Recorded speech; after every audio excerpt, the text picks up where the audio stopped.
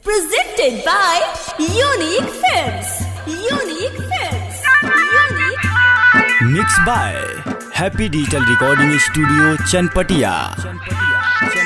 Music director DJ Kanchan Raj, Hajipur Vaishali.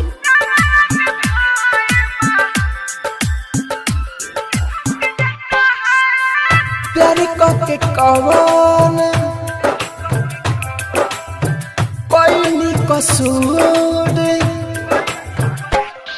हो, प्यार के कवन कोई कसूर लागता कि मालावा से जाए के पड़ी दूर। प्यार के कवन कोई कसूर लागता कि मालावा से जाए के पड़ी दूर।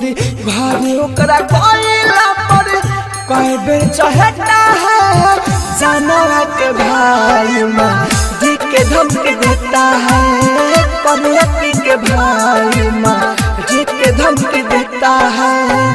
प्यार के कवन कोई कसूर लागता कि मालावासी जाए के पड़ी दूर। भारी ओकरा कोइला पर कई बेर चहटा है, जानवा के भाई माँ जी के धमकी देता है। कन्हैया के भाई माँ जी के धमकी देता है।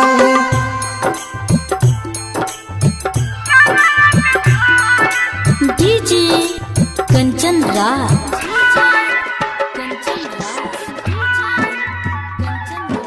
नीम चौक चौसीमा वैशाली।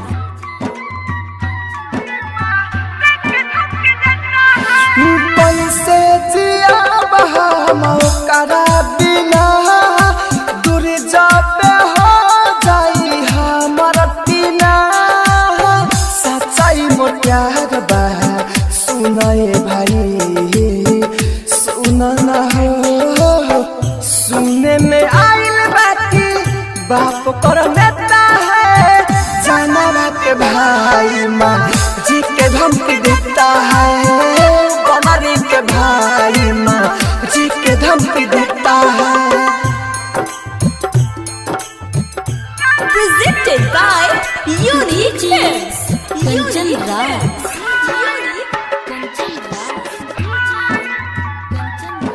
नीम चौक चौसीमा वैशाली।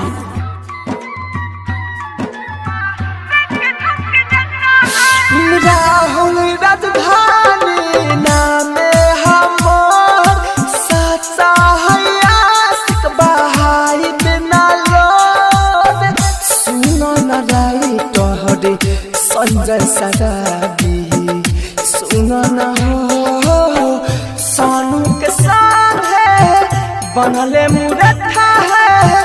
जानवा के भाई माँ जी के धमकी देता है।